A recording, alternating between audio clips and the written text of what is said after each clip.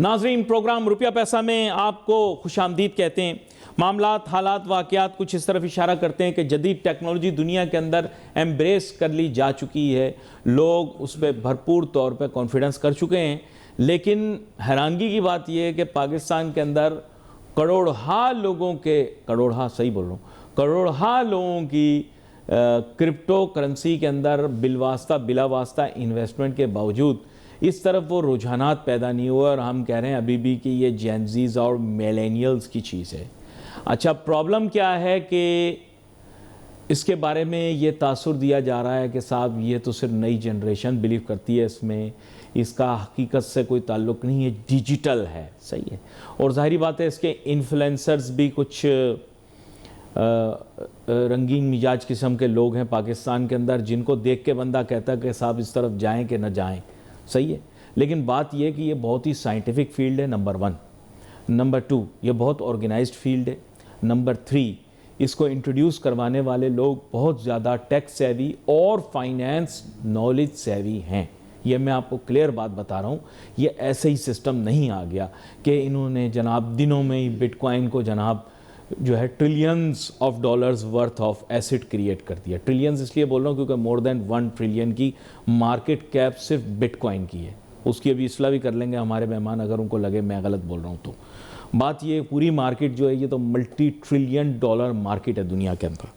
पाकिस्तान के अंदर ये गुफ्तगू ज़रूर होती है कि पाकिस्तान के सारे कर्ज़े इससे माफ़ करवाए जा सकते हैं, पाकिस्तान में माइनिंग अपॉर्चुनिटीज़ हैं, पाकिस्तान में इतना बहुत सारी बातें की जाती हैं। लेकिन रियलिस्टिकली स्पीकिंग मैं आपको बता रहा हूँ कि 2016 में जब पहली मरतबा मैं इस टॉपिक से, इस चीज़ से आशना हुआ, मुझे नॉलेज आई, तब से लेकर अभी तक डेवलपमेंट की स्पीड बहुत स्लो है। 10 साल यानी 1 दिहाई गुजर चुकी है। Pakistan was one of the first countries to adopt internet telephony. Pakistan was one of the first countries in the world जो कि ब्रॉडबैंड के अंदर, इवन डेवलपिंग स्टेटस होने के बावजूद ब्रॉडबैंड को इतना ज़्यादा पॉपुलराइज करने वाला मुल्क पाकिस्तान। डिजिटल बैंकिंग को आगे ले जाने वाला मुल्क पाकिस्तान। ई कॉमर्स के अंदर मराद देने वाला पहला मुल्क पाकिस्तान। कर नहीं सका वो एक अलग बात है, लेकिन ई कॉमर्स में, डिजिटल बैंकिंग में, ईमेल बैंकिंग में और फिर उसके बाद मोबाइल बैंकिंग में भी काफ़ी हद तक जो है वो बड़ा अहम उसने रोल अदा किया। आज भी मेरे जो फाजिल मेहमान हैं, मैं तारुफ़ आज मुख्तलिफ़ तरीके से करवाऊँगा। ये मोहम्मद हारून साहब वैसे तो क्रिप्टो और ब्लॉकचेन के फील्ड के एक्सपर्ट हैं, लेकिन ये बताते नहीं, लेकिन मैंने इनसे चुपके से निकलवाया ये माइक्रो फाइनेंस और पाकिस्तान में ये जो डिजिटल बैंकिंग है उसके भी पाइनियर्स में से हैं। वेलकम करूँगा आपको शो में मोहम्मद हारून साहब। जी बहुत शुक्रिया। मैंने ये तारुफ इसलिए डाल दिया क्योंकि ये तासुर साथ आना चाहिए। He studied from one of the best business schools in Pakistan also. मैं अभी मेंशन जानबूझ के नहीं कर रहा, आपकी भी वाबस्तगी वहाँ से है, मेरी भी बिला वास्ता बतौर एक मालिम टीचर उस इदारे से वाबस्तगी है। लेकिन बेसिकली आपके सामने ये चीज़ रखूँगा कि सर देखें, ये लोग बोलते हैं कि ये सब ओवरनाइट हो गया। सबसे पहले तो ये क्लियर करें कि क्या ओवरनाइट क्रिप्टो डेवलप हो गई, ओवरनाइट कुछ हो गया? क्योंकि मेरा जहाँ तक तासुर है कि इसके पीछे बहुत थिंकिंग, बहुत आइडियाज़, बहुत विजन लगी होगी। जी जी बहुत शुक्रिया, सवाल आपका बहुत अच्छा है। देखिए, अगर हम थोड़ा सा अगर हम हिस्ट्री देखें इसकी, बिटकॉइन की हम बात करें या क्रिप्टो करेंसी की बात करें, तो इसका आगाज़ जो 2009 से हुआ था। 2008 में जो इसका वाइट पेपर शाया हुआ और जिसके जो लिखने वाले थे वो सतोशी नाकामोटो जिनका नाम, और वो एक एनोनिमस हैं। अच्छा, इससे पहले मफरूज़े के बुनियाद मफरूज़े हैं वो एक, लेकिन उससे पहले भी एक मूवमेंट चली थी जो तकरीबन कोई 1980 के दिहाई में चली थी। उसका नाम था साइफर पंक। अब वो साइफर पंक जो मूवमेंट थी वो इसलिए लेकर आई गई थी कि ताकि सेंट्रलाइज निज़ाम को हटाया जाए बीच से। जिस तरह 2 लोग आपस में कम्युनिकेट कर सकते हैं किसी भी चैनल के ऊपर जाके, तो इसी तरह 2 लोग आपस में एक दूसरे को पेमेंट कर सकते हैं बगैर किसी थर्ड पार्टी के। फिर हुआ है कि 2000 की बात है कि तकरीबन कोई 2000 में एक डीजी कैश नामी एक कंपनी ने एक अपना एक ईमेल के जरिए जो है ये कॉरेस्पॉन्डेंस निकाली कि आप ईमेल के जरिए आप एक दूसरे को डॉलर भेज सकते हैं, आप एक दूसरे को करेंसी भेज सकते हैं। लेकिन उसमें उस डीजी कैश में जो उसके डिज़ाइन करने वाले थे उनका नाम था डेविड स्वैम। डेविड स्वैम जो बेसिकली एक मैथमेटिशियंस भी थे हैं और उसके अलावा उन्होंने जो फिजिक्स में पीएचडी भी किया। तो वो ये जब उन्होंने शुरू किया तो उसमें कुछ ऐसे फ्लॉज आ गए थे कि जिसके सबब उस डीजी कैश को बैंकरप्ट होना पड़ गया। उसके बाद फिर जाके 2008 में तो देखा जाए तो ये जो मूवमेंट है पीयर टू पीयर वाली, जिसका बुनियाद जो है वो बिटकॉइन के ऊपर रखी गई है, वो एक्चुअली 1980 के दहाई से शुरू हो चुकी थी। तो अब ये आपको पता है कि 2009 के बाद फिर 2014-15 में बहुत सारी इस जैसी रेसिपी के तहत बहुत सारी जो है वो क्रिप्टो करेंसीज आ गई इंटरनेट के ऊपर, और आज इस वक्त जो है कोई मिलियंस के हिसाब से जो इंटरनेट आप समझ लें कि इंटरनेट पर ये बेतहाशा करेंसी आपको मिल जाएंगी। एक पूरी इकोनॉमिक इकोसिस्टम तैयार हो चुका है ऑनलाइन। जी बिल्कुल। जो मेरी अंडरस्टैंडिंग है, जो मैं समझ बूझ मुझ में पैदा हुई, ये पढ़ के, देख के, सुन के, आपसे ही बहुत कुछ सीखा। यही प्रोग्राम के अंदर आप जब आए आपने बहुत सारी बातें की, काफ़ी दफ़ा आपका मजाक भी उड़ाया। माज़रत चाहता हूँ, जब 2017 में आप पहली मरतबा प्रोग्राम में तशरीफ़ लाए तो मेरा आपका बड़ा अजीब व गरीब किस्म का मुबाहिसा हुआ था, मुझे आज भी याद है। और प्रोग्राम से जाते हुए इन्होंने एक छोटी सी बात की, इन्होंने कहा आधा बिटकॉइन आज की तारीख़ में कोई 1 लाख रुपए के आसपास है, तो ये एक अच्छी इन्वेस्टमेंट है। मैंने इनकी बात को ऐसे टाल दिया। आज मेरे ख्याल से आधा बिटकॉइन कितने का होगा? 1.5 करोड़ का है। 1.5 करोड़ का है। जी बिल्कुल। पाकिस्तान स्टॉक एक्सचेंज से इन्वेस्टमेंट से बेहतर है, प्लाट से बेहतर रहा। जी बिल्कुल। चलो गलतियां हो जाती हैं इंसान से, हमसे भी हो गई भाई, कोई बात नहीं। खैर एनीवे आगे चलते हैं। और इथेरियम तो यकीन करें इतना सस्ता था, अभी मैं अगले दिन देख रहा था एक चैनल तो बाकायदा रोजाना की बुनियादों पर इनके रेट भी दिखा रहा है। इथेरियम जो है वो 2015 में उसकी ऑक्शनिंग हुई थी, यानी कि उसका आईपीओ आया था, इनिशियल पब्लिक ऑफरिंग कह लें या इनिशियल कॉइन ऑफरिंग कह लें।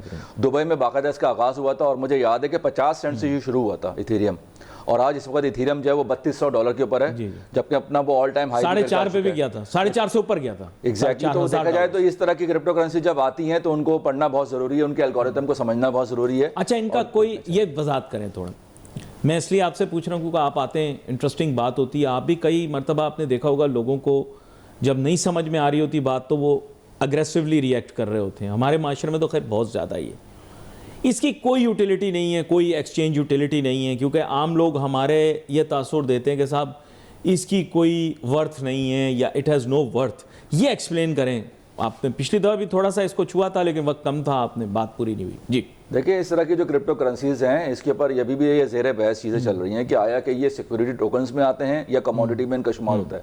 पहली बात तो ये कि बिटकॉइन हो गया, इथेरियम हो गया, सोलाना हो गया, XRP हो गया, ट्रॉन हो गया, ये जितनी भी डोज कॉइन है, जितने भी ब्लॉक चेन्स के ऊपर जो कॉइन बनाए जाते हैं, इनके पीछे होता कुछ नहीं, इनके पीछे आपकी कंजम्पशन होती है इलेक्ट्रिसिटी की, इसके पीछे मशीन्स होती हैं, इसके पीछे पूरा कैपिटल इंफ्रास्ट्रक्चर खड़ा होता है। उस ट्रांजैक्शन को वैलिडेट करने के लिए जब दो आपस में पेयर टू पेयर जब ट्रांजैक्शन कर रहे थे उसको वैलिडेट करने के लिए किसी पार्टी की, जैसे एक दौर में हमारे यहाँ बुककीपिंग लेजर वगैरह होता था। लेजर टेक्नोलॉजी की हम बात करें, डिस्ट्रीब्यूटेड लेजर टेक्नोलॉजी की बात करें, तो उसके पीछे पूरा एक फ्रेमवर्क है, इसके पीछे पूरा एक इंफ्रास्ट्रक्चर है।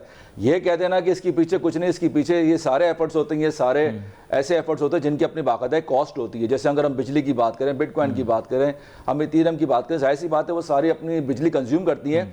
और मिसाल के तौर पर अगर इस वक्त 100 पूल्स हैं या 100 लोग आपस में इस कंसेंसस को, पजल को सॉल्व करने में लगे हुए हैं, तो उनमें से कोई एक विन करता है, बाकी 99 जो है वो लूज कर जाते हैं। तो अब आप देखें कि 100 की एनर्जी तो यूज हो रही है, उसमें यूटिलाइज हो रही है। तो ये कह देना कि इसके पीछे कुछ नहीं, इसके पीछे हमेशा से एक एफर्ट्स, हमेशा से एनर्जी, हमेशा से इसके पीछे एक इंफ्रास्ट्रक्चर है। ये इस तरह का प्रिंटिंग मनी नहीं है कि आप इसको मशीन में लगाएं, दूसरी तरफ से जब वो पेपर निकल के करेंसी की फॉर्म में आ जाए। इसके पीछे कोई गवर्नमेंट्स नहीं है, इसके पीछे कोई एक कंप्यूटर नहीं है। मैं करेक्ट, मुझे थोड़ा सा बिटकॉइन नेटवर्क की मैं बात करूं तो इस वक्त कोई 12,000 नोड्स हैं जो डेटाबेस को मेंटेन कर रही हैं। अगर उन 12,000 में से अगर एक भी डेटाबेस अगर करप्ट हो जाता है तो 11,999 के पास वो सारा ब्लॉकचेन का डेटा होगा। जैसे अभी 9,40,000 ब्लॉक्स बन चुके हैं तो उन सबका डेटा उन 11,999 के पास मौजूद होगा, सबके पास मौजूद होगा। इसके अलावा इस वक्त तकरीबन कोई 20-22 मिलियन से ज्यादा मशीन इस वक्त काम कर रही हैं दुनिया भर में, जो इस वक्त इंटरनेट से कनेक्ट है, जो माइनिंग की तरफ, बिटकॉइन की माइनिंग में हिस्सा ले रही हैं। और अगर हम यूजर की बात करें तो तकरीबन कोई 500-600 मिलियन इस वक्त एक्टिव यूजर्स हैं जो इस वक्त बिटकॉइन के नेटवर्क के साथ कितने दोबारा से तकरीबन कोई 500-600 मिलियन इस वक्त एक्टिव यूजर्स हैं जो बिटकॉइन से मुंसलिक हैं, यानी कि उनके अगर वॉलेट्स बन चुके हैं, वो कॉइनर कहलाते हैं। बेसिकली कॉइनर का मतलब ये होता है जो एक बिटकॉइन या उससे कम बिटकॉइन या जितने भी सतोशी अपने पास होल्ड करता है हम उसको कॉइनर्स कहते हैं। कॉइनर्स का मतलब ये कि वो उस नेटवर्क का हिस्सा है जो बिल्कुल एक आइसोलेटेड सिस्टम है, जो हमारे ट्रेडिशनल सिस्टम से हट के काम कर रहा है। अच्छा, एक लम्हे के लिए मुझे ये वजाहत कीजिएगा, अभी प्रोग्राम से पहले भी हमारी मुख्तसर सी बात हो रही थी। एक तरफ है बिटकॉइन और बिटकॉइन के अलावा जितनी और क्रिप्टो करेंसीज हैं वो हो गई अल्ट कॉइन। बिटकॉइन आज की तारीख में तो मार्केट के अंदर उसकी डोमिनेंस है। मुस्तकबिल में मैं नहीं कह सकता, हो सकता है फैक्टर्स कैन चेंज, लेकिन अभी तो बहुत ज़्यादा डोमिनेंस, मेरे ख्याल से 50% से ज़्यादा सरमायाकारी वहाँ है। जी बिल्कुल, एम आई राइट? तो ये ऑल्ट कॉइन्स क्या हैं ये थोड़ा सा हमें समझाएं, और इनकी क्या मतलब, इनकी क्या वर्थ है, क्या वैल्यू है, ये बताएं। अच्छा, चूंकि हुआ ये कि जब ये इथीरियम का कॉन्सेप्ट लेकर आया था विटालिक बुटेरिन, जो 16 साल की उम्र में उन्होंने कोडिंग डिज़ाइन की थी, तो उन्होंने ये देखा कि इथीरियम का मकसद सिर्फ और सिर्फ एक पेमेंट का ट्रांसफ़र या पेमेंट का मैकेनिज्म को डिफाइन नहीं करना, बल्कि आपने एक स्मार्ट कॉन्ट्रैक्ट बिल्ड करना है। स्मार्ट कॉन्ट्रैक्ट ये होता है कि दो पार्टी के दरमियान किसी किस्म का भी माहिदा हो, दो ऑब्जेक्ट के दरमियान हो या किसी ऑब्जेक्ट और किसी पर्सन के दरमियान माहिदा हो, उसको हम कहते हैं स्मार्ट कॉन्ट्रैक्ट। स्मार्ट कॉन्ट्रैक्ट के लिए बिटकॉइन की सपोर्ट नहीं थी। बिटकॉइन आप समझ लें कि वो चूंकि प्रूफ ऑफ वर्क पे था, ये प्रूफ ऑफ स्टेक पे है। इसी वजह से इथीरियम ने बहुत ज़्यादा इसको फ़रोग़ दिया स्मार्ट कॉन्ट्रैक्ट को। उसके देखा था कि बहुत सारे टोकन्स, बहुत सारे कॉइन्स, बहुत सारे ऐसे ब्लॉकचेन्स आ गई जिन्होंने स्मार्ट कॉन्ट्रैक्ट की बेस के ऊपर अपने नेटवर्क को ग्रो किया, उसको बढ़ाया, जैसे सोलाना की मिसाल है। तो इस तरह के जो ऑल्ट्स कॉइन्स है ज़्यादातर उनको शुमार किया जाता है ताकि वहाँ पे स्मार्ट कॉन्ट्रैक्ट बिल्ड किए जाए। जैसे डिफाई का कॉन्सेप्ट आया, जिस तरह रॉ का टोकन आया, जिस तरह से हमारे पास ये NFTs आए, जिस तरह से हमारे पास ये मेटावर्स आए, इन सब के ऊपर एक आपका स्मार्ट कॉन्ट्रैक्ट बिल्ड होता है। और स्मार्ट कॉन्ट्रैक्ट बिल्ड करने के लिए you must have a blockchain. उस ब्लॉकचेन के ऊपर आप जो है वो अपना स्मार्ट कॉन्ट्रैक्ट किसी भी ब्लॉक के अंदर जाके उसको आप कोडिंग को डिफाइन करके उसको आप बिल्ड कर सकते हैं। Right. तो स्मार्ट कॉन्ट्रैक्ट का जब वर्ड आया तो वो इथीरियम से लेकर आया। उसकी वजह से बहुत सारी रेसिपीज सामने आ गई। प्रूफ ऑफ स्टेक आया तो फिर डीपॉस आ गया, फिर डीपॉस के अलावा लातादाद ऐसे किस्म के एल्गोरिथम आ गए इस वक्त इंटरनेट के ऊपर जो बेस करते हैं अपने यूज केसेस पर। तो देखना ही पड़ता है कि कौन सी कॉइन या कौन सा टोकन का अपना यूज केस है, वो किस हद तक एक जो हमारे इन्वायरमेंट है या हमारे इकोसिस्टम को किस तरह से सपोर्ट कर सकता है। इट्स वेरी इंटरेस्टिंग एक्चुअली, क्योंकि ये एक दुनिया ही और है, बिल्कुल एक मुख्तलिफ़ किस्म का निज़ाम है लेन देन का, और इसमें काफ़ी मरतबा इनसे समझने की कोशिश भी की। अच्छा, मुस्तक़बिल के अंदर यहाँ पे कुछ तब्दीलियाँ रोनुमा हो रही। भाई मेरे जहन में तो ये इतनी मुश्किल चीज़ें हैं, थोड़ी मुश्किल से आती हैं मेरे जहन में। तो अभी कहते हैं जैसे कि तमाम तारीख़ों को देख रहे होते हैं आप लोग, ऐसे जैसे हम लोग स्टॉक एक्सचेंज में देख रहे होते हैं कि साहब वो वाली तारीख़ आएगी, रिज़ल्ट अनाउंस होंगे, ये वो। इसके अंदर भी कुछ तारीख़ों की सिग्निफिकेंस है या बस ऐसे ही सिस्टम चलता जाता है? क्योंकि आप लोगों की कोई ना कोई ख़बर मैं देखता हूँ बिटकॉइन वगैरह, या बिटकॉइन की तो इतनी नहीं आती, ये इथीरियम वगैरह की आती है। अब ये अपग्रेड आ गया, अभी फ़लाना आ गया, अभी ये चीज़ आ रही है, अभी वो चीज़ आ रही है। हुकूमती सतह पर भी और ममालिक इसको अपना रहे हैं। तो थोड़ा सा ज़रा अपडेट हमें भी देना, हमें समझ तो आए क्या चीज़ है। देखिए, पहली बात तो ये है कि ग्लोबल इकोनॉमी का हिस्सा है, ठीक है, ये किसी एक लोकल इकोनॉमी का हिस्सा नहीं है। तो इसमें बहुत सारी खबरों को जोड़ना जो है कुछ फ़ायदा नहीं है उससे, बल्कि देखना ही पड़ता है कि टेक्नोलॉजी वाइज वो कितनी जल्दी ग्रो कर रही है। अभी रिसेंटली अगर मैं इथीरियम की बात करूं तो इसके इस साल लास्ट ईयर यानी कि 2 अपग्रेड आए। पहला इसका पेक्ट्रा अपग्रेड आया था, उसके बाद एक फुसाका अपग्रेड आया। फुसाका अपग्रेड को 4 महीने लग गए उसको अपग्रेड करने में। तो उसके अंदर एक हार्ड फोर्क लेकर है। हार्ड फोर्क का मतलब ये होता है कि अगर आप उसके ब्लॉक्स के अंदर या उसके अंदर ट्रांजेक्शन के अगर कोडिंग में अगर आप कुछ चेंजेस लेकर आना चाह रहे हैं, this is called hard fork. तो उसका हार्ड फोर्क आने से भी बड़ा इंपैक्ट आया था। तो अब देखा जाए तो इथीरियम में भी तेज़ी आ रही है, इथीरियम की टोकन में भी तेज़ी आ रही है। हाँ, ये बात आपकी बिल्कुल दुरुस्त है कि इसका क्या असर पड़ता है। इसका जो असर पड़ता है वो ज़्यादातर देखा जाता है बिटकॉइन की हाल्विंग से। जैसे बिटकॉइन की हाल्विंग हुई 16 में, 17 में बुल रन आया, आपने देखा। उसके बाद 20 में इसकी हाल्विंग हुई, यानी कि ब्लॉक्स रिवॉर्ड आधे हो जाते हैं। और अभी जब 24 में आए तो 25 में होना मुतवक्का है। लेकिन अगर देखा जाए तो पिछला 3 बुल रन के बाद ये जो चौथा बुल रन है, इसको हम कहते हैं सुपर साइकिल। इस सुपर साइकिल की लेंथ थोड़ी ज़्यादा होती है, इसकी आप समझ लें कि ड्यूरेशन थोड़ी ज़्यादा होता है। नॉर्मली बुल रन की जो उसका जो अपना एक टाइम फ्रेम होता है वो बहुत कम होता है, 2 से 3 महीने होता है। लेकिन हो सकता है कि शायद इस दफ़ा के सुपर साइकिल में ये 6 महीने 8 महीने मजीद इसमें लग सकते हैं, क्योंकि दुनिया का अब ये जो स्पेकुलेशन की बात हो रही है, वॉलेटिलिटी की बात हो रही है, इसका काफ़ी इंपैक्ट आया दुनिया में। बिटकॉइन को वॉलेटाइल तस्वुर नहीं किया जाता। हाँ, ऑल्ट्स को थोड़ा सा किया जाता है, ऑल्ट्स को, क्योंकि उसमें बहुत तेज़ी इसलिए आती है कि यूज़र बेस अचानक से बढ़ जाता है, यूज़र्स की उसमें इन्वेस्टमेंट आ जाती है। बहुत ही लो कैप वाले ऐसे आपको टोकन मिलेंगे जो $1 मिलियन के थे और फिर उनके अंदर $1 बिलियन का जो है वो मार्केट का जाता है। इसके पीछे जो सबसे बड़ा एलिमेंट है वो आपके इन्वेस्टर्स हैं, वो आपकी वेल्स हैं, वो आपके ऐसे मैनिपुलेटर्स हैं जो इस मार्केट को हाई नेटवर्क, जो जैसे हमारे यहाँ स्टॉक एक्सचेंज के अंदर हाई नेटवर्क इन्वेस्टर्स होते हैं, ऐसे ही ये क्रिप्टो मार्केट के अंदर ये लोग टर्म यूज़ करते हैं वेल्स का, कि जो बड़े पैमाने के ऊपर इधर सरमायाकारी करने के लिए आते हैं। I am sure and the ideas are the same. बस ये कि जो सिस्टम यहाँ लागू है वो डिसेंट्रलाइज्ड फाइनेंस का है, व्हाट आई अंडरस्टैंड इज़, यानी हुकूमतों और आम बैंकारी निज़ाम से मावरा होकर ये काम चल रहा है। इसका आम बैंकारी निज़ाम से बराह रास्त रब्ता नहीं है। हाँ, आप ये कह सकते हैं कि इसका बिला वास्ता ताल्लुक ज़रूर बनाया जा सकता है, क्योंकि बहुत सारे लोग इस पे वर्क कर रहे हैं। इसके साथ साथ स्टेबल कॉइन्स, यानी कि जो मौजूदा एग्जिस्टिंग इकोनॉमिक यूनिट्स हैं, करेंसीज हैं, उनकी बेसिस के ऊपर स्टेबल कॉइन, थोड़ा सा स्टेबल कॉइन के मुतालिक अच्छा, आज से तकरीबन कोई साल भर पहले इसके ऊपर ज़ेर बहस शुरू हो गई थी यूएसए में, यूरोप कंट्रीज में, कि स्टेबल कॉइन को किस हद तक दर्जा दिया जाए। तो जुलाई की बात है, जुलाई 2025 में एक जीनियस एक्ट के नाम से एक बिल पास हुआ यूएसए में, और वहाँ के जो लॉ मेकर्स थे, देखें हर मुल्क की अपनी जो पॉलिसी बनाई जाती है ना, जो जब आपकी पॉलिसी अच्छी होती है तो पॉलिटिक्स भी आपकी अच्छी होती है, जब आपकी पॉलिसी खराब होती है तो उसका असर हमेशा आपकी सियासत पे आता है। तो जब से उन्होंने ये पॉलिसी बनाई है तो उससे उनकी पॉलिटिक्स पे बड़ा पॉजिटिव असर आया है। तो पाकिस्तान में भी ये चीजें देखने आनी चाहिए कि जो पॉलिसी मेकर्स हैं वो किस हद तक पॉलिसी को इस हद तक बनाए ताकि आपकी इकोनॉमी डेवलप करे, आपकी इकोनॉमी ग्रो करे। अगर ये देखा जाए तो ये जीनियस एक्ट की मैं बात करूं तो ये 2025 जुलाई की बात है, ये बिल पास हुआ। जीनियस एक्ट के तहत ये लिखा गया है कि जो आपके स्टेबल कॉइन है उसके पीछे डॉलर्स होना चाहिए, यानी कि डॉलर बैग स्टेबल कॉइन, जिससे क्या हुआ कि आपका यूएसडीसी, यूएसडीटी, यूएसडी1 और लातादा ऐसे यूएसडीटी यानी कि जो ब्लॉकचेन के जो क्रिप्टो डॉलर कहलाते हैं उनमें इतनी ज्यादा ग्रोथ आई कि इस वक्त उसका जो मार्केट कैप है तकरीबन कोई 300-400 बिलियन डॉलर तक पहुंच चुका है। और they are estimating right now कि ये अगले आप समझ लें कि 10-15 सालों में इसको आप आराम से इसको 10 से 12 ट्रिलियन डॉलर तक लेके जा सकते हैं। इससे क्या फायदा होगा, एक तो इससे इनका पेपर डॉलर के ऊपर लोड कम आएगा, दूसरा इससे आउटरीच बहुत बढ़ जाएगी। Normally paper money, paper dollar लेना इतना आसान नहीं, हर मुल्क में उसकी अपनी सैंक्शंस हैं, उनकी अपनी कुछ पाबंदियां हैं, इस चीज से गुजरना पड़ता है। तो अगर आप पाबंदियों वाले मुल्क बहुत ले रहे हैं ये, तो और जाहिर सी बात है उनको, जाहिर सी बात है अगर वो रुकावट आ रही है किसी चीज में, अगर रुकावट आ जाए, लोग अगर उसको देख रहे हैं कि जहां से उनको फायदा नजर आ रहा है अपने किसी भी इनकम को बढ़ाने के लिए, तो वो हद तक जाते हैं कि उसको देखने के लिए कि भाई ताकि उनकी अपनी आमदनी में इजाफा हो। और जैसे भी आपको पता है कि अगर हम बात करें क्रिप्टो की, तो क्रिप्टो में सबसे बड़ा जो उसको अहम रोल अदा करता है वो हमारा यूएसडीटी करता है, यानी कि हम उसको कहते हैं स्टेबल कॉइन। उसके बगैर फिर आप सरमायाकारी करना बहुत मुश्किल हो जाता है, क्योंकि इसमें इतना उतार चढ़ाव होता है कि आप डायरेक्ट बिटकॉइन नहीं खरीदते, बल्कि आप पहले अपने जो फियाट करेंसी है उसको आप एक्सचेंज करते हैं अपने यूएसडीटी में, उसके बाद आप चेंज करते हैं उसको किसी भी टोकन में। अभी हाल ही में हो सकता है कोई और निजाम भी आए, लेकिन अभी जो राइज निजाम है बिल्कुल। तो स्टेबल कॉइन के हवाले से बात की जाए तो वो जीनियस एक्ट है, इसके बाद एक और क्लैरिटी एक्ट आने वाला है, उसके ऊपर भी हम बात करेंगे। आप नहीं क्या एक्ट है ये बताएं ना, वजाहत करें। हम सुन रहे हैं अखबार में, तो सुनते रहते हैं हम लोग अखबार। ये क्लैरिटी एक्ट बड़ा मजे का एक्ट है। इसके अंदर सबसे बड़ी जो एक इंपॉर्टेंस है, जो मेरे लिए भी एक बड़ी इंपॉर्टेंस है, वो आपकी ऑल्ट्स के बारे में, यानी कि ऑल्ट कॉइन्स के बारे में। अभी यूएसए में फिर वो दोबारा से डिबेट शुरू हो रही है, और हो सकता है कि 15 जनवरी या 16 जनवरी को फैसला हो जाए कि आया ये क्लैरिटी एक्ट को पास होना चाहिए नहीं। क्लैरिटी एक्ट ये कहता है कि जिस तरह सिक्योरिटी टोकन्स आपके स्टेबल कॉइन्स हैं, पीछे बैक बाय डॉलर है, इस तरह आपके जो आपके क्रिप्टो है, जिस तरह आपके बहुत सारे, जिस तरह बिटकॉइन है, सोलाना, ईथर वगैरह, या सारे लातादार जो टोकन है, यानी कि अपार्ट फ्रॉम स्टेबल कॉइन जिनकी प्राइस फ्लक्चुएट करती है, उनके पीछे क्या होगा। अगर तो उन्होंने इसको कमोडिटी करार दे दिया तो ये बहुत ही खुशाइन बात है। तो हो सकता है कि आइंदा आने वाले हफ्तों में आपको बहुत ज़्यादा तेज़ी नजर आए मार्केट में। कोशिश की जा रही है कि इसको सिक्योरिटी के तौर पे ना रखा जाए, क्योंकि सिक्योरिटी में हमेशा आपको बैक बाय कुछ करना पड़ता है।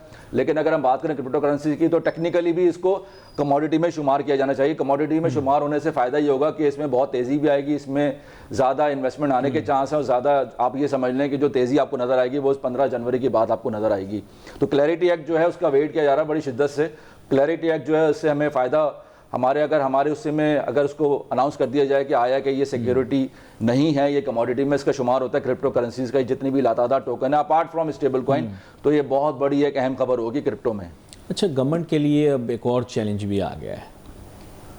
गवर्नमेंट के लिए जाहिर बात है, गवर्नमेंट में आई डोंट नो थिंकर्स कितने होंगे इस पे, लेकिन आपको पता है कि वर्चुअल एसेट्स के ऊपर काफ़ी वर्क हो रहा है। प्रॉब्लम ये है कि मल्टीपल पैरेलल प्लेटफॉर्म्स काम करते हैं। यहाँ पे रोज़ाना की बुनियादों पर आप टोकन्स क्रिएट कर सकते हैं जो सोशल इन्फ्लुएंस की बुनियाद के ऊपर अपनी वैल्यू गेन करते हैं। पिछले प्रोग्राम के अंदर आप बता रहे थे, and sometimes what happens is that in minutes if not seconds, in minutes उनकी मार्केट कैप जो होती है वो they go into hundreds of thousands of dollars, and once they reach that threshold तो फिर I think there is no limit to market caps. देखिए, इसको थोड़ा हमें फ्रेमवर्क को थोड़ा अंडरस्टैंड भी करना पड़ेगा, इसको स्ट्रीमलाइन भी करना पड़ेगा। और आप चूँकि मैंने सुना है कि आप लोग आपस में डिस्कशंस भी करते हैं, वर्चुअल एसेट्स की जो रेगुलेटरी अथॉरिटी वगैरह भी बनी है, I am sure you must be in touch with some of the members, और you might be directly involve with it in future, किसी ना किसी इंटरेक्शन में तो होगा। तो what's your take on that? क्योंकि आज अगर देखा जाए तो पाकिस्तान में, अब मैं फिर नहीं कहूँगा, पाकिस्तान में बहुत सारे लोग ऐसे प्लेटफॉर्म से पार्टिसिपेट कर रहे हैं, and they are backed by some of the very strong blockchains like Solana and Binance.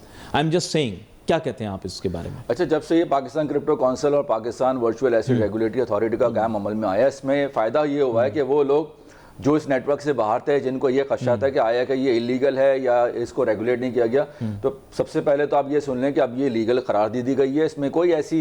इसमें ऐसी कोई कबात नहीं कि आप ये मत कहें कि अब ये इलीगल है। पाकिस्तान में बाकायदा इसके ऊपर जो हमारी मिनिस्ट्रीज़ हैं वो काम कर रही हैं और वो चाह रहे हैं कि पाकिस्तान में सरमायाकारी की जाए। अभी जिस तरह हाल ही में बाइनेंस के नाम से एक कंपनी ने, बाइनेंस इन्वेस्टमेंट कंपनी ने $2 बिलियन के ऊपर एक एग्रीमेंट साइन किया है, जिसके तहत वो पाकिस्तान के जितने भी बॉन्ड्स हैं या पाकिस्तान में जो आपकी टेबल्स हैं या आपके इस तरह के जो पाकिस्तानी मईशत से जो बहुत जुड़े हुए, जिनका स्टॉक से आपका ताल्लुक है, उसको डायरेक्ट उसको अपने वो रियल वर्ल्ड एसेट के नाम पे उसको लेकर आएंगे, उसकी टोकनाइजेट करेंगे ताकि लोग आवाम उसको भी खरीद सके। चूंकि एक आम आदमी उसको खरीद नहीं पाता है, तो वो भी उसको खरीदने के लिए उसमें एक्टिविटी, उसमें इन्वॉल्व करने के लिए, एक्टिव करने के लिए उसको उन्होंने ये $2 बिलियन की सरमायाकारी करने का ऐलान किया। तो ये बड़ी खुशाइन बात है। इसके अलावा अगर आप देखें, हाल ही में भी जो है वो बैंक्स भी इनसे राब्ते करना शुरू हो गए, क्योंकि बैंक्स को पता है कि हमें अगर हम इस नेटवर्क का हिस्सा नहीं बनेंगे तो आइंदा जाके उनको बहुत ज़्यादा इसमें इनको जब आप ये कह सकते हैं कि इनको डेंट पड़ने वाला है। क्योंकि मैंने आपको पहले ही बताया था कि पाकिस्तान के लिए ज़रूरी है कि वो भी अपना स्टेबल कॉइन निकाले, बैंक्स को साथ रखिए अपने, ताकि बैंक्स और सर्विसेज भी देना शुरू करें और अपना वो भी रेवेन्यू बढ़ा सके वहाँ पे जाके। नहीं, माजरत यहाँ एक लुकमा आपको देखें, असल में पता नहीं लफ्ज़ डिजिटल से हमारे मुल्क के अंदर हर आदमी घबराता क्यों है। आपको हैरान मैं कर दूँ कि इंटरनेशनल पेमेंट प्लेटफॉर्म्स तक पाकिस्तान के अंदर पॉपुलराइज नहीं हुए, इसके बावजूद कि उनकी अवेलेबिलिटी दूसरे ममालिक में है। पॉपुलराइज के माने ये हैं कि उनको यूज़ नहीं आप कर सकते विदाउट सम कोई लूप होल के साथ। तो सर इसमें तो मैं अब नाम नहीं लेना चाह रहा, आपको पता है पिछले हमारे साबका वज़ीर ख़जाना जो थे, उन्होंने कहा ये भी मैं यहाँ इंट्रोड्यूस नहीं कर सका। तो ये बॉटल नेक्स हम क्यों क्रिएट करते हैं जिनकी वजह से इतनी प्रॉब्लम क्रिएट हो जाए। आज फ्रीलांसर ने भी पैसे लेने होते हैं तो मल्टीपल इंटरमीडियरीज से होकर पैसे कटवा के उसके पास पहुंचते हैं। क्या फ़ायदा है इसका, मुझे समझ में नहीं आया। मुल्क आप बिल्कुल आप सही कह रहे हैं, कुछ पाबंदियां थी या पाकिस्तान को उस ग्रे लिस्ट में रखा हुआ था, जिसके सबब ये जो आप जिनके नाम नहीं लेना चाह रहे लोग समझते हैं इस चीज़ को, उन प्लेयर्स के ना आने के से क्या हुआ कि लोगों ने फिर दूसरा रास्ता चुना। वही मैंने आपसे कहा ना, क्रिप्टो करेंसी में 4 करोड़ के अवाम काम कर रही है, ये कोई छोटा मोटा 4 करोड़ जी exactly 40 million users are now in crypto space. तो आप अंदाजा लगाएं, पाकिस्तान इन पाकिस्तान और पाकिस्तान का शुमार दुनिया के तीसरे नंबर पर आता है एडॉप्शन के हिसाब से, इंडिया, यूएस एंड पाकिस्तान। तो पाकिस्तान को आप इतना हल्का ले लें, पाकिस्तान के यूथ को इतना हल्का ना लें। कोई भी इस वक्त आवाम को ये मत समझे कि ये जो यूथ है, जो हमारी जेंजी है, they are not adopting, they are adopting और they are going to adopt all other things as well. देखो पेशकार और मुहक्किक ने भी बता दिया हमें पीछे से कि साहब 3 से 4 करोड़ लोग हैं इस काम में, और वॉलेट्स बेतहाशा और होंगे जिनकी लोकेशन बेस्ड नहीं होते। ये तो वो है जो मैं आपको ऑन चेन एनालिसिस यानी कि अपने आईपी एड्रेसेस से बता रहा हूं, जो बाकायदा कंपनीज की तरफ से वॉलेट्स जो है वो तो फिर जनरेट करते जाएं। आप एक आदमी बहुत सारे वॉलेट्स रख सकता है, जैसे बहुत सारे बैंक अकाउंट खोल सकते हैं, बिल्कुल, और उनके लिए मुख्तलिफ पर्पस पे काम करे, उसको कोई रोकने वाला नहीं। गवर्नमेंट ऑफ पाकिस्तान ने ये देखा कि ये अच्छा, ये वाला जो फिनटेक का जो ये जंप था ये नहीं आ सका पाकिस्तान में, तो पाकिस्तान का भी समझ लें कि इस like a leap frog jump, जहाँ पर आपने एक को कहा कि भाई हमें उसमें एफर्ट्स करने के बजाय हम डायरेक्टली बेहतर है कि हम क्रिप्टो से ही आ जाएं उसमें। तो लेकिन यहाँ पे क्रिप्टो में आपको पता है ऐसा pair to pair is not by the centralised authority, तो इसलिए आपको पाकिस्तान या और भी बहुत सारे मुल्कों में आपको तेजी इसलिए नजर आई थी कि वहाँ पे डायरेक्टली एक आदमी दूसरे में उसमें कर सकता है। देखें एक्सक्यूज मी, थर्ड पार्टी की जरूरत नहीं पड़ती। देखें एक्सक्यूज मी, मैं अभी आपको एक क्लियर बात बता दूँ, ये जो आप रेगुलेट करने की बातें कर रहे हैं ना, बुरा तो नहीं मानेंगे, मैं आपको सही बताऊँ, ये दौर डी रेगुलेशन का है। अगर आप इसका जो है ना अपनी तरफ से रेगुलेट करने की कोशिश, इसका जो वे आउट है ना वो कुछ और है। वे आउट ये है कि कंपेटिटिव एनवायरनमेंट क्रिएट करें, और मेरा ऐसा ख्याल है कि कंड्यूसिव एनवायरनमेंट क्रिएट करें, बिजनेस एनवायरनमेंट क्रिएट करें जिसके अंदर ये फ्लरिश कर सके। क्योंकि अगर आप रेगुलेट करने की कोशिश करेंगे तो कोई फ़ायदा नहीं है। उसकी वजह बताता हूँ आपको। वजह ये है कि अगर आप एक वॉलेट बना लें, उसमें आप कुछ पैसे ट्रांसफ़र कर दें, फिर उसके बाद भले आप फ़ोन अपना डिलीट कर दें, आपके पास अगर आपका फ्रेज़ मौजूद है, ये अब बहुत समझाना बहुत मुश्किल है, फ्रेजेस का एक कॉम्बिनेशन होता है, वो अगर आपके पास मौजूद है, अब आपने अपनी तरफ से हटा दिया, आपके पास सिर्फ वो एक पुर्जा एक कागज़ का पुर्जा पड़ा हुआ है, आपने जेब में डाल दिया, ठीक है, आप घूम रहे हैं दुनिया के अंदर कहीं पे भी, किसी भी वॉलेट पे आप एक्सेस करना चाहें आप दोबारा से एक्सेस कर लें। एम आई करेक्ट? जी बिल्कुल। तो वो पैसा जो यहाँ से वहाँ जाना है, उसके लिए टू बी वेरी फ्रैंक कुछ करने की ज़रूरत नहीं है। ये पैसा इंस्टेंटली यहाँ से वहाँ जा सकता है।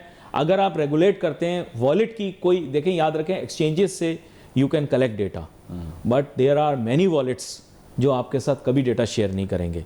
मेरा ऐसा आप ख्याल जिसकी है। बात कर रहे हैं गलत अली बोल रहा हूँ, सही कह रहा हूँ? नहीं नहीं अली भाई, आप जिसकी बात कर रहे हो उसे हम कहते हैं वेब 3। हाँ। Exchanges are called web 2। Web 2 में आपके पास सारी प्राइवेसीज होती हैं, आप उनको सरेंडर कर देते हैं, लॉगिन आईडी पासवर्ड उनके पास होता है, they are custodian of your assets as far as the web 3 is concern. And वो केवाईसी भी कर सकते हैं आपकी, वो डेटा प्रोवाइड भी कर सकते हैं, उनके पास डेटा मौजूद भी है।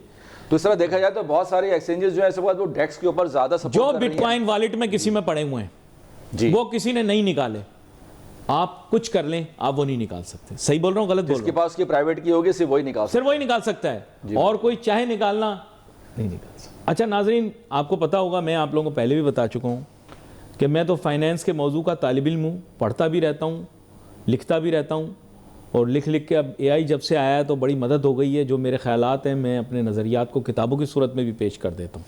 AI से घबराना नहीं है भाई, इसको एम्ब्रेस करना है, इसके खिलाफ नहीं जाना। हम लोग हमेशा उल्टा चलने की कोशिश करते हैं। लोगों ने 20-20 साल घर में टीवी नहीं लगाया। हारून साहब, बिल्कुल क्या हालात जो है वो ऐसे हैं, खराब हो जाएंगे, बच्चे खराब हो जाएंगे। इंटरनेट का आप देख लें, लोगों ने बहुत लेट इंटरनेट को अडॉप्ट किया, लेकिन जिन लोगों ने अडॉप्ट किया वो एडवांस रहे इसके साथ साथ। देखिए हर चीज के प्रोज एंड कॉन्स हैं। आज के दौर में इंटरनेट के बगैर चल सकते? चले मैं आपसे फास्ट राउंड करता हूं, इंटरनेट के बगैर चल लेंगे आज? कोई भी नहीं है। आपके घर में अगर कोई गेस्ट भी आ जाए, सबसे पहले वो ना पानी मांगते ना चाय का पूछते हो, कहते हैं पासवर्ड बता दो, वाईफाई दे दो, फोन के बगैर गुजारा कर लेंगे? बहुत मुश्किल है। छीन लूं आपसे फोन? नहीं हो सकता। नहीं, छीन लूं आपसे फोन को, एक दिन गुजार सकते हैं आप उसके बगैर? बहुत मुश्किल। परेशान हो जाएंगे, परेशान हो जाएंगे। और टेक्नोलॉजी आपकी जिंदगी का हिस्सा बन चुका है। बिल्कुल बन चुका है। क्यों नफी करते हैं, क्यों टेक्नोलॉजी से लड़ाई कर रहे हैं आप? Why you are trying to fight with technology? Haroon साहब, मेरा आपसे क्वेश्चन ये है, सॉरी एंकर आपसे पूछ रहा है कि हम बतौर माशरा टेक्नोलॉजी से लड़ाई करके क्या हासिल? आपको अमेरिका जाना है, आप गधे गाड़ी पे बैठ के जाएंगे, जहाज पे बैठ के जाएंगे? मुझे बताएं, why you are denying technology? My question to you. Of course जहाज पे जाएंगे। तो सर ये आप समझने की कोशिश करें बतौर माशरा। आप तो खैर समझते हैं, मैं तो आपको छेड़छाड़ कर रहा था, कहीं बुरा ना मान जाइएगा। ये बेसिकली क्या है कि वी हैव टू रियलाइज कि ये अच्छा ये चश्मा है, this is the simplest form of technology right now attached. If I take it off, I will not be able to read, see things properly. If I wear it, it's a piece of glass or plastic, I am able to see clearly. आज से कुछ साल पहले, यानी मेरे ख्याल 200-300 साल पहले जब ये टेक्नोलॉजी लेंसेज की नहीं आई थी, people had a very difficult time. जी बिल्कुल। This is a lens to see the new financial world. आप क्यों चश्मा उतरवा रहे हो हमारा? क्या मसला है आपके साथ? हमें क्यों ऐसे अंदाजों पे चलाना चाह रहे हो भाई? What is wrong? मैं आपको बता रहा हूं, मैं पढ़ाकू बच्चा क्लास वाला हूं, और ये भी पढ़ाकू बच्चे ही होंगे क्लास में, जो मुझे लग रहा है। तो सर ये why you want to take our spectacles away? मेरा आपसे सवाल ये, रेगुलेशन ये पता करेंगे, वो पता करेंगे, क्या हासिल होगा आपको पता करके? मैंने आपको बता दिया, वॉलेट का एड्रेस मेरे पास है, एक छोटी सी पर्ची मैंने अपनी जेब में रख ली, बात खत्म। जेब में रखने की भी जरूरत नहीं है, अगर मेरे पास कोई डिजिटल स्टोरेज डिवाइस है उस पर भी मैंने रख ली, क्लाउड पे भी रख ली। मैं ही निकाल सकता हूँ, आप नहीं निकाल सकते। कर लें आप, मैं ये बोल रहा हूँ आपको। Why you want to regulate this? देखिए जितनी ज़्यादा रेगुलेशंस की तरफ जाएंगे उतनी ज़्यादा आपके लिए पेचीदगियाँ होंगी। अब देखना ये कि पाकिस्तान की गवर्नमेंट जो है, या पीवारा या पीसीसी जो है, वो किस कंट्री को अपना एज अ रोल मॉडल बनाना चाह रही है। जैसे सिंगापुर है, आप चाइना की बात करें, आप इंडिया की बात करें, आप यूएई की बात करें, तो यार उनकी जो अडॉप्शन है वो हमसे ज़्यादा फास्ट है। ऐसी बात नहीं है। सबसे ज़्यादा उनको जो सबसे बड़ा जो एडवांटेज है वो वहाँ के लोगों में आसानियाँ उन्होंने पैदा की हैं ताकि वो ज़्यादा से ज़्यादा उसको अडॉप्ट कर सकें। पाकिस्तान में अब लोग थोड़ा सा इस मामले को देखना चाह रहे हैं कि आया कि रेगुलेशन कहीं उनके लिए मुश्किलात का सबब ना बन जाए। मतलब इसकी एक बड़ी बुरी मिसाल जो है वो इंडिया का वो टैक्स है, यानी कि 30% टैक्स ना अप्लाई करें। देखिए जो लोग वो गलतियां कर रहे हैं आप उसको ना दोहराएं, उनकी जो अच्छाइयां हैं उसको आप दोहराएं। आप ब्लॉकचेन कंपनीज को इनवाइट करें, आप डिफाई कंपनीज को इनवाइट करें, आप मेटावर्स है, एनएफटीज हैं, आप एआई है। नहीं, फिनटेक की बातें सब कर रहे हैं, जैसे एक जमाने में डिसरप्शन की बात शुरू हुई थी। जी बिल्कुल, डिसरप्शन के चक्कर में लीनियरिटी पे लगे हुए आप अभी तक। आप मुझे ये बताएं कि भाई मेन एम ये है कि जैसे अभी ये क्रिप्टो है, अभी इसके लिए आप भाई, मेरा ऐसा ख्याल है, बुरा ना मान जाइएगा, रेगुलेटरी अथॉरिटी बनाने के बजाय रिसर्च डिपार्टमेंट बनाएं, रिसर्च शुरू करें। ये क्या है? आपके मुल्क में इतना प्रोग्रामर बैठा हुआ है, उस प्रोग्रामर को इस तरफ लाएं। अभी मेरी इनकी बात हो रही थी कि इसकी क्रिप्टो की ज़ुबान सॉलिडिटी है, जावा और C++ से मिलती जुलती ज़ुबान है। पाकिस्तान के अंदर एक बहुत बड़ी तादाद है उन लोगों की जो कि रिडंडेंट हो गए थे माजी के अंदर, उनको रीयूटिलाइज करो। ये स्मार्ट कॉन्ट्रैक्ट अभी भी मैं आपको बता रहा हूं, ये 1, 1.5, 2 साल तक अगर आपने इसको इस्तेमाल ना किया, एआई आपसे नंबर ले जाएगा। ये बड़ी फास्ट फील्ड है, सुबह में कुछ, रात में कुछ। इसमें देखिए बहुत सारे पहलू हैं, बल्कि अभी अगर मैं देखूं तो जैसे बैंक्स ने पीवारा से रब्ता किया, पीसीसी से रब्ता किया, इस तरह हाल ही में एक बड़े रियल एस्टेट जाइंट टाइकून ने यहाँ पे जो है हमारी पीवारा से पीसीसी से रब्ता किया है। वो भी अपने रियल एस्टेट्स को रियल वर्ल्ड एसेट्स के नाम से लेकर आना चाह रही, ताकि फाइलों की जगह जो है वो टोकन्स आपको मिलेंगे। अब वो जमाना चला जाएगा कि फाइल्स भरी होंगी मार्केट में फिजिकल, आप टोकन्स के जरिए उसमें इन्वेस्टमेंट कर सकते हो। टोकन्स का सबसे बड़ा फायदा ये कि उसकी डिमार्केशन, उसकी जो एक डिस्क्रिमिनेशन वो बहुत आसान है। रीट नुमा चीज कुछ बन जाए, रीट हो गई, लेकिन रीट से भी एडवांस होगी। रीट में तो चले एक लिमिट होती है कि वहां पे एक छोटे अमाउंट से आप नहीं कर सकते पार्टिसिपेट, आपको भी एक हैवी अमाउंट चाहिए। As far as a tokenisation is concern, वहां पे आप 1 टोकन लें या 1 लाख टोकन लें या 1 मिलियन टोकन लें, डिपेंड करता है कि आपके पास कितनी इन्वेस्टमेंट है। तो इस तरह के जो रियल एस्टेट टोकनाइजेशन की जो बात हो रही है, सिर्फ पाकिस्तान में और जो पाकिस्तानी होंगे यहाँ पे, जब उसमें सरमायाकारी करेंगे तो वो भी इकोनॉमिकल आपको ग्रोथ देगा। आपको जितना ज्यादा कैश, पाकिस्तान को एफडीआई चाहिए, एफडीआई चाहिए, तो लोग बोलते हैं ईज ऑफ डूइंग बिजनेस लेकर आओ, ये लाओ वो लाओ, टैक्स कम करो, यूं करो वो करो। क्रिप्टो एक रिलेटिवली अनरेगुलेटेड फील्ड है। आपको एफडीआई का खाता पूरा करना है ना, आप क्रिप्टो से पूरा कर लो। अब आप लोग बोलोगे क्यों? देखो, अभी उन लोगों ने आपके ऊपर हल्का हाथ रखा हुआ है, आप समझ जाओ कौन लोग हैं। यानी दुनिया की जो मईशत चलाने वाले जो लोग हैं, उन्होंने आप पे हल्का हाथ रखा हुआ है, और वो लोग क्रिप्टो चलाने के फेवर में भी हैं। अब मैं इशारे भी आपको दे रहा हूं, देखो खुद समझ जाओ आप। इससे कबल कि कोई और मुल्क नंबर ले जाए, आप इसमें आगे बढ़ के नंबर ले जाओ। अब लोग बोलते हैं चाइना में क्रिप्टो अलाउड नहीं। अरे चाइना में क्रिप्टो अलाउड नहीं तो सारे क्रिप्टो जायंट तो चाइना के हैं, सारे सीईओ एक्सचेंजेस के जो हैं वो चाइनीज हैं। चाइनीज लड़के और लड़कियां भरे हुए इनमें, आप एक एक का लिंक्डइन प्रोफाइल निकालें, सब में सीईओ सब ये चाइनीज हैं। आप बोल रहे हो बैन है चाइना में, ऐसे कैसे हो सकता है? मुझे समझ में नहीं आ रही बात। देखिए, ये जो बात है, खबरें सिर्फ खबरों की हद तक की है। इस वक्त अगर आप सारे तो चाइनीज हैं, सबके नाम। अगर आप माइनिंग की बात करें तो पूरे माइनिंग में इस वक्त ऐसे ही नाम है इनके सारे। माइनिंग में भी इस वक्त अगर देखा जाए तो चाइनीज ज्यादा उसमें आ गए, वो चाहे वो दुनिया भर में। इस वक्त मैंने आपसे हमेशा मिसाल दी, इथियोपिया की मिसाल दी है, इसके अलावा तुर्कमेनिस्तान की मिसाल दी है, इसके अलावा ईरान की मिसाल दी है। बहुत सारी ऐसी कंट्रीज पे इस वक्त चाइनीज ही हैं जो ये काम कर रही हैं।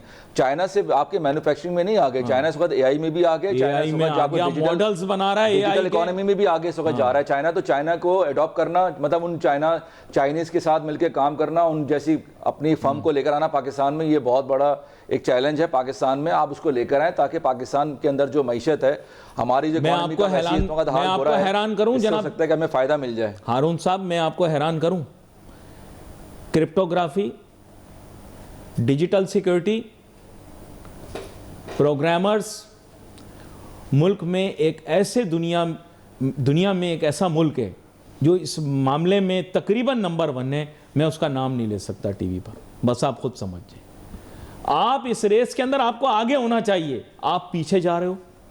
मैं नाम नहीं लिया उस मुल्क का, लेकिन समझ सब गए लोग। आप चाहो चेक कर लो नेट के ऊपर, मैं झूठ बोल रहा हूं। क्रिप्टोग्राफी में, डेटा सिक्योरिटी में, डेटा सर्वेलेंस में कौन सा मुल्क आगे है? जो लोग ऐसे ऐसे फोन्स के कोड क्रैक कर सकते हैं कि जो मैन्युफैक्चरर खुद बोल रहा है कि नहीं हो सकते, और एक्नॉलेज किया गया ये कि इन्होंने फोन का कोड खोल लिया। क्रिप्टोग्राफी में वो लोग कहां निकल गए? अब मैं नाम नहीं ले रहा, अब खुद ही समझ जाओ। अब इन ममालिक से आपको आगे निकलना है भाई। You have to be 1 step ahead, not 1 step back. आपके मुल्क में आप मोबाइल फोन के ऊपर टैक्स लगा रहे हो, बड़े खुश हो रहे हो, हमने पीटीए के जरिए हमने टैक्स लगा दिया। ये कोई आपकी फनकारी नहीं है। You are moving 10 steps back, मेरा ख्याल है। I don't know whether you agree or you don't. अभी जैसे हाल ही में अभी एक जगह मुझे यूनिवर्सिटी में इनवाइट किया गया, तो वहाँ बहुत सारे स्टूडेंट्स बैठे थे, ज़्यादातर जेंजी वाले थे। मैंने उनसे कहा कि आप इस पे काम करें, प्रोग्रामिंग लैंग्वेज को आप देखें, जैसे सॉलिडिटी लैंग्वेज है। आप एक छोटा सा यूज केस लें कि अगर आपने उसको बिल्ड करना है तो नॉर्मली आप एक कमेटी के नाम से भी आप बना सकते हैं। जिस तरह मोहल्ले में ये खवातीन जो काम कर रही थी कमेटी पर, आप इस कमेटी को ऐसे डिफाई के प्लेटफॉर्म पर कराएं और आप उसको ऐसे प्रोजेक्ट रन करें। ज़्यादातर क्या होगा, फेल हो जाएंगे, लेकिन आप उसके तहत बहुत सारी चीज़ें आप अखज़ कर सकते हैं कि आया ये क्रिप्टो करेंसी या ब्लॉकचेन किस तरह से हमारे एनवायरनमेंट में हमें कितना हेल्पफुल हमारे लिए है और कितना मददगार साबित हो सकती है। इतनी मज़े की चीज़ है ना ये लैंग्वेज जो है सॉलिडिटी, मैं आपको बता रहा हूँ, पता नहीं टेक्निकल बात करनी चाहिए नहीं करनी चाहिए, लेकिन ये इतनी मज़े की चीज़ है कि आपकी सोच है। और हमारे बच्चे पाकिस्तान में जितना इससे कमा सकते हैं, ये क्रिप्टो करेंसी की खरीदो फरोख्त नहीं है भाई। This not trading, this not speculation.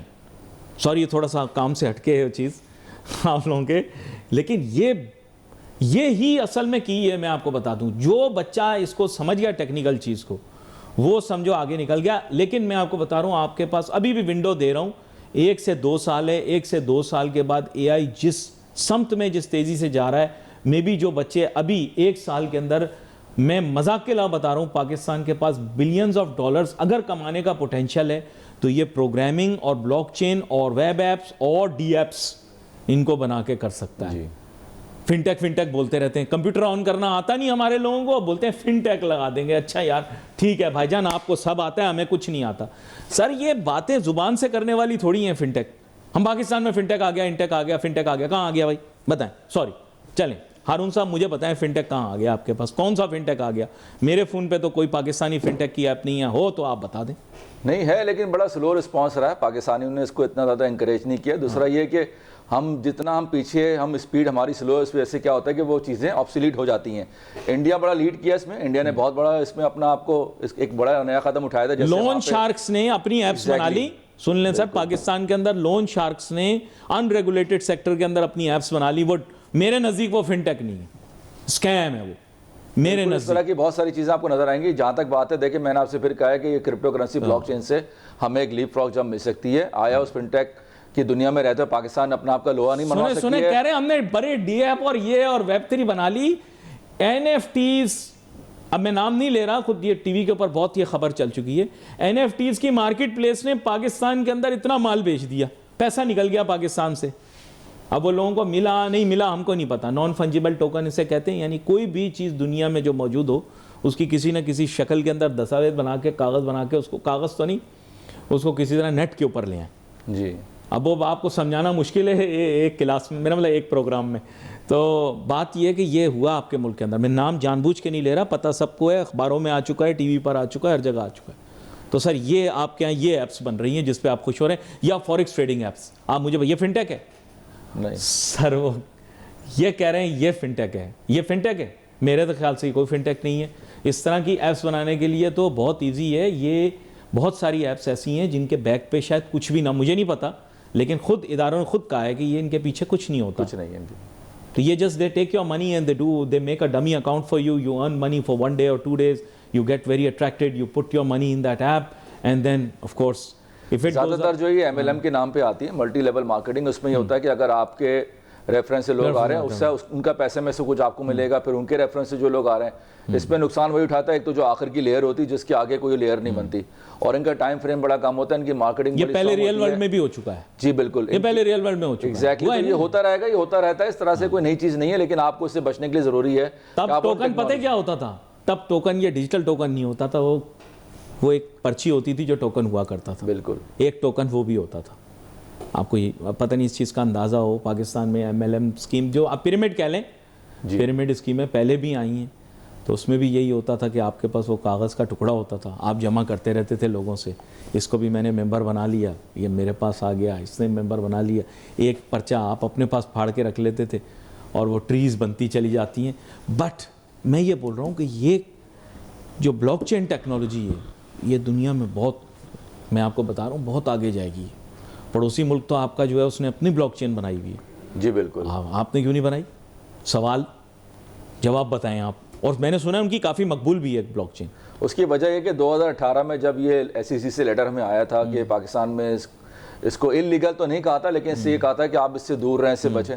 उससे क्या हुआ, गैप आ गया इसमें टेक्नोलॉजी, लेकिन अडॉप्ट तो किया लोगों ने इसको। 2017-18 के बाद लोगों ने इसको अडॉप्ट तो किया as far as trading is concern. जहाँ पे मतलब फाइनेंशियल लिटरेसी की बात करें वो तो आ गया, लेकिन जब हम बात करते हैं इसकी कोडिंग की बात, हम जब करते हैं इसकी डिजाइनिंग की, वहाँ पर जो है वो पाकिस्तान बहुत पीछे रह गया। इवन उन्होंने अपनी बहुत सारी ऐसी ब्लॉकचेन निकाली जो आज भी इस वक्त नुमाया किरदार अदा कर रही हैं। तो पाकिस्तान के पास अभी भी टाइम है कि इसके ऊपर तवज्जो दे, यूनिवर्सिटी में, कॉलेजेस में इसका करिकुलम पढ़ाया जाए, इसको समझा जाए कि आया सिर्फ बिटकॉइन या सोलाना या इथेरियम से काम नहीं चलेगा, आपने ब्लॉकचेन के फंडामेंटल जरूर पढ़ने के। You have to understand these are not purely cryptocurrencies. हमारे यहाँ जो जनरल एक मिसअंडरस्टैंडिंग है, blockchain or shared databases, they are completely different technology, and every blockchain is serving some new thing to you. It's offering up some new utility. I'm telling you, ये जो native tokens हैं, they are just or even coins, they are representative of something else. Value आप assign कर रहे हैं depending on the utility, the number of transactions or the speed. There's so many things involved. And अभी एक और blockchain के सरबराह भी शायद पाकिस्तान आए थे। That's one of the, I've heard it's one of the fastest blockchains. मैं नाम नहीं ले रहा, लेकिन ये कि He's also, I think he's also Chinese. Yes. He's a founder, and most of these people have some kind of programming background also. No? So that's why now that blockchain is like really fast. You send a transaction, immediately it does it. He came to Pakistan. And why do you think he came to Pakistan? कोई potential देखा होगा तो बंदा आया होगा ना.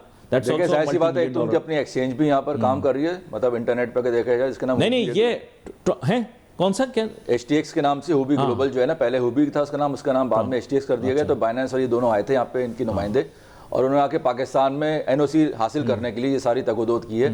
तो उन्होंने ये देखा कि पाकिस्तान में पोटेंशियल है। देखें पाकिस्तान का जो नंबर है ना, नहीं अभी एक चाइनीज भी आया है, वो आया है, उसका क्या मेरे ख्याल से ट्रॉन, ये जो है अपना, मैं ट्रॉन की बात कर रहा हूं, अच्छा मैं वही उसी की बात कर रहा हूं। ट्रॉन का जो है जस्टिन जो है उनका, उनकी अपनी एक्सचेंज भी है HTX के नाम से। जस्टिन चाइनीज है, बिल्कुल चाइनीज है। बाइनेंस की CC है पाकिस्तान में, उनको तो एडवाइजर भी रखा है यहाँ पे हमारे।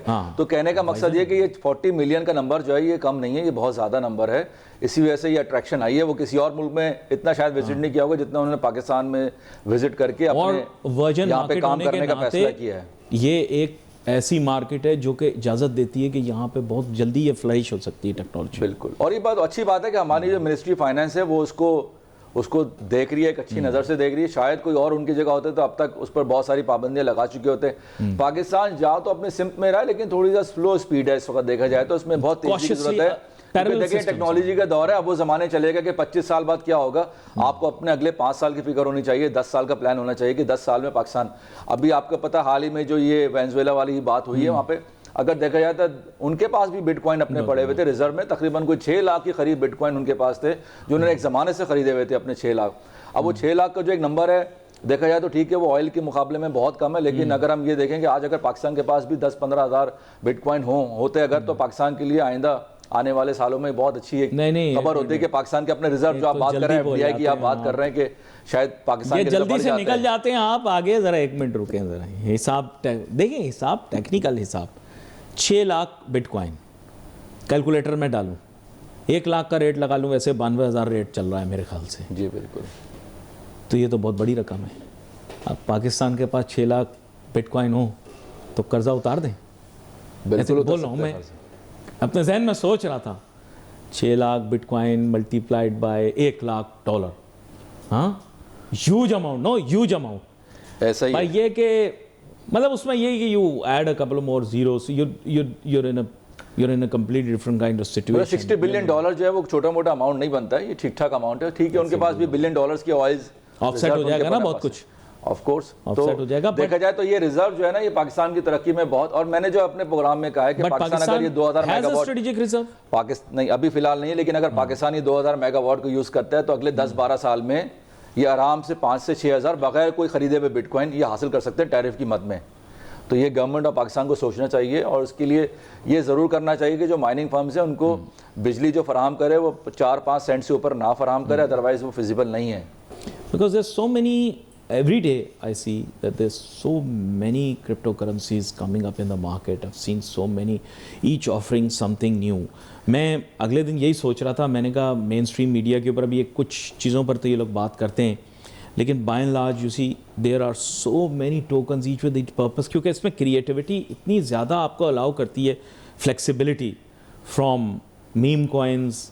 और लोग बोलते हैं मीम कॉइन क्या है, मैं कहता हूँ भाई ये सोशल इन्फ्लुएंस को मोनेटाइज किया हुआ है।